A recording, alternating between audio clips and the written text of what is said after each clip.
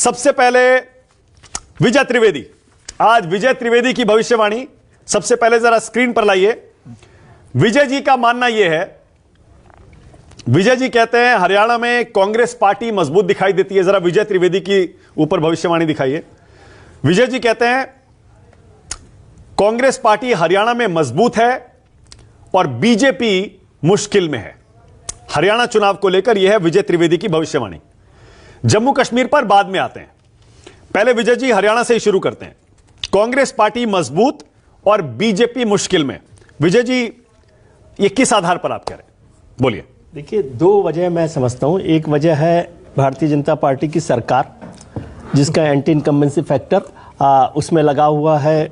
खट्टर साहब का 9.5 साल की जो काम उन्होंने किया, उसको लेकर बहुत कुछ अच्छा मैसेज नहीं है वोटर में, कार्यकर्ता में और हरियाणा की जनता में।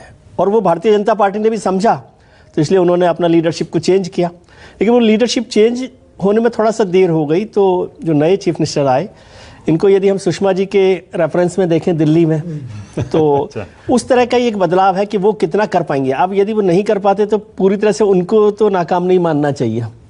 हालांकि जितना समय उनको मिला उतने में तो उनको बताने में टाइम लग गया कि वही चीफ मिनिस्टर है।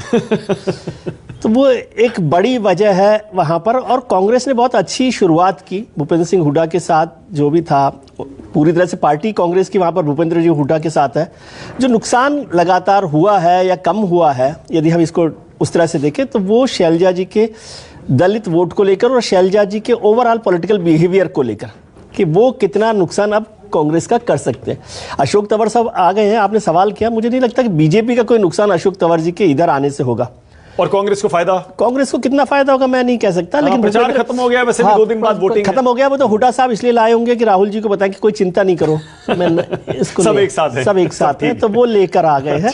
लेकिन फिर भी मजबूत है। बीजेपी ने अपनी तरफ से तमाम कोशिश की है, कैंडिडेट्स को लेकर भी और जो उनके बागी थे उनको मनाने को लेकर भी। लेकिन थोड़ा सा पिच जो है ना, कमजोरी रहा है, मुझे ऐसा लगता है। Okay, all right.